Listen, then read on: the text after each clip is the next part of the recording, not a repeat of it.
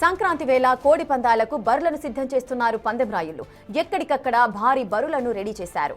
Flood లైట్లు, LED స్క్రీన్లు, స్టేజ్లు ఏర్పాటు చేశారు. ఇంకా చెప్పాలంటే ఒక్కో బరి మినీ స్టేడియాన్ని తలపించేలా సిద్ధం చేశారు.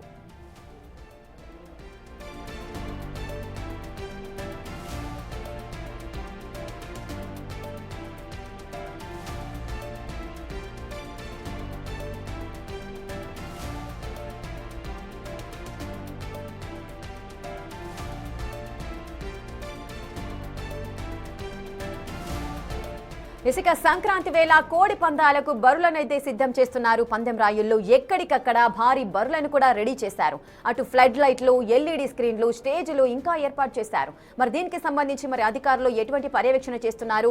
ఈ పందాలన్నీ కూడా సంప్రదాయబద్ధంగానే జరుగుతున్నాయా? పూర్తి వివరాలు మా ప్రతినిధి సాగర్ అందిస్తారు. సాగర్, కోడి పందాల బరులను సిద్ధం చేస్తున్నట్టుగా తెలుస్తోంది. మరి అధికారులు చెప్పిన సూచనల మేరకు ఇవన్నీ జరుగుతున్నాయా? సంప్రదాయబద్ధంగా జరుగుతున్నాయా?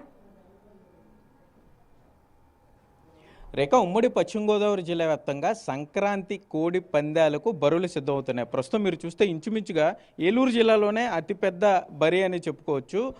మీరు చూస్తే కనుక ఒక 5 అడుగుల ఎత్తులో ప్లాట్ఫామ్ ఏర్పాటు చేసి ప్లాట్ఫామ్ మీద మరి కోడి పుంజులు దెబ్బలాడుకోవటానికి, పోట్లాడుకోవటానికి వీలుగా మెత్తటి మట్టి వేశారు. మళ్ళీ దాని మీద పేడతో కల్లాపు కూడా చల్లడం జరిగింది. సుమారుగా ఒక మినీ స్టేడియంను తలపించేలాగా ఒక క్రికెట్ ఏ విధంగా ఉంటుందో, లేకపోతే ఒక పెళ్లి వేడుక, లేకపోతే ముఖ్యమంత్రులు, మంత్రులు వచ్చినప్పుడు ఏ విధమైన ఏర్పాట్లు చేస్తారో అంతకు మించిన ఏర్పాట్లు పందెం బరులకు చేస్తున్నారు. మీరు చూస్తే ఎల్ఈడి లైట్లు కూడా చూసుకోవచ్చు. పండుగ 3 రోజుల పాటు కూడా రాత్రి పగలు తేడా లేకుండా ఇంచుమించుగా కంటిన్యూగా కోడి పందాలు అయితే జరగబోతున్నాయి. మనతో నిర్వాహకులు ఉన్నారు, వారు మాట్లాడించే ప్రయత్నం చేద్దాం. చిద్దలపాటి నాగరాజు గారు, సరే ఏంటి, ఎన్ని రూపాయలు కోడి పందాలు వేస్తున్నారు? ఎన్ని కోట్ల రూపాయల్లో వేస్తున్నారు? ఎన్ని పందాలు? మా దగ్గర అయితే కోట్ల రూపాయల పందాలు ఏం లేవండి. సంప్రదాయంగా చిన్న చిన్న పందాలు మా సంప్రదాయం ఇది.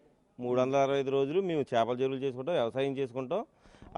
కష్టపడితే ఈ 3 రోజుల మట్టుకు మాకు అందరికీ సెలవు. శుభ్రంగా ఎంజాయ్ చేస్తామండి. వీటితోని వచ్చిన వాళ్ళందరినీ శుభ్రంగా చూసుకుంటాం. పక్క రాష్ట్రాల నుంచి, హైదరాబాద్ నుంచి రావచ్చు, బెంగళూరు నుంచి, ఎక్కడి నుంచి వచ్చిన వాళ్ళందరికీ వచ్చిన వాళ్ళందరినీ శుభ్రం స్టేజ్ మీద కూర్చొని చూపిస్తామండి.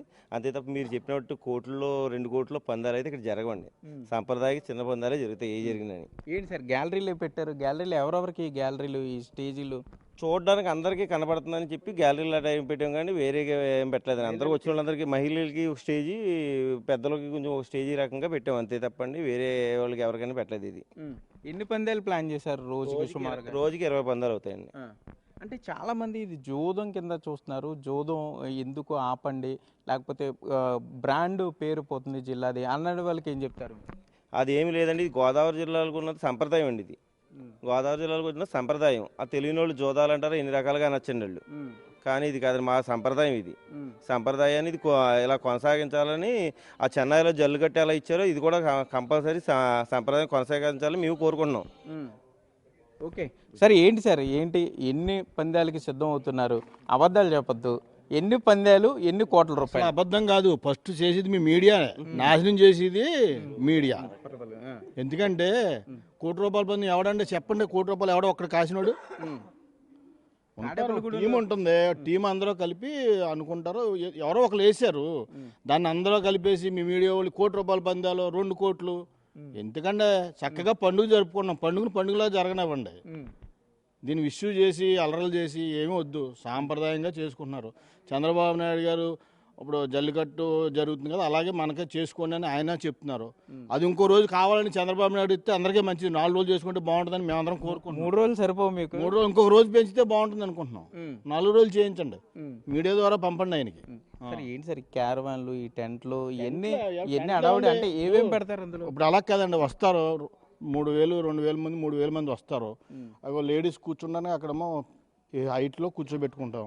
ఇక్కడ పెద్ద వయసు వాళ్ళు వయసుని బట్టి కూర్చుంటారు కన్వీనియంట్గా. ఇక్కడ కనిపించేలా 3 స్టేజ్ల కింద పెట్టాం.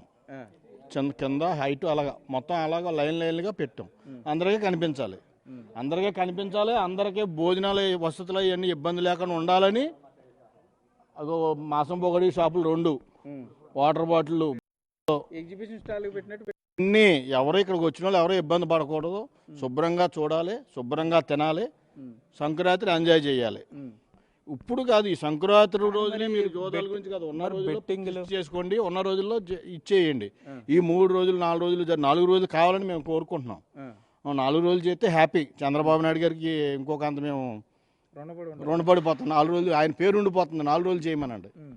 సార్ సుమారుగా ఈ 4 రోజులు 3 రోజులు అనుకున్నాం, 4 రోజులు అంటున్నారు. ఎంత డబ్బు చేతులు మారదు గోదావరి జిల్లాలో సుమారు? అంటే ఇప్పుడు నలుగురు, ఇప్పుడు మేము ఉన్నాం, మాతో పాటు నలుగురు ఉంటారు, నలుగురు కలిపి కాసుకుంటాం, దాన్ని ఏదో చేసుకున్నాం, ఎంజాయ్ అంతే. సంవత్సరానికి ఒక రోజు 3 రోజులు అనేది ఇప్పుడు దాకా జరిగింది. ఆ 3-4 రోజులు చేయించండి చంద్రబాబు నాయుడు గారితో. ఇంక వేరే విషయాలు ఏం చేయొద్దు. మీ మీడియా శుభ్రంగా జరిగేదని దీన్ని వేరేగా తీసుకెళ్ళొద్దు, ఇష్యూ చేయొద్దు. చక్కగా మీరు కూడా సపోర్ట్ చేసి పాజిటివ్గా తీసుకెళ్ళండి. అందరూ హ్యాపీ. సార్ కోడి పందాలు ఓకే, మరి ఆ కోడి కాళ్ళకి కత్తులు కట్టకుండా సాంప్రదాయంగా కత్తులు గిత్తులు ఏం కట్టరండి. ఎక్కడో ఒక దిక్కుని జరుగుతాయి, ఏమో చూపించారు వీడియోలో, అవన్నీ మామూలే, మా దగ్గర కత్తులు ఉండవు. ఇంకో ఇప్పుడు బావగారు మెయింటెనెన్స్ ఇవన్నీ చూస్తున్నారు, మేమందరం చూడటానికి వచ్చాం, ఏం చేస్తున్నారు ఏంటని చూస్తున్నాం.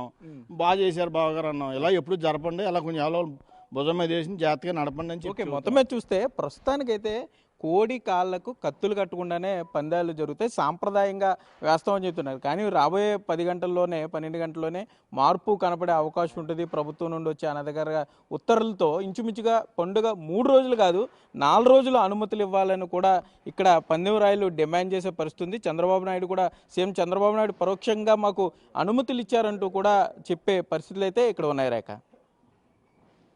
Right, thank you Sagar, thanks for the details.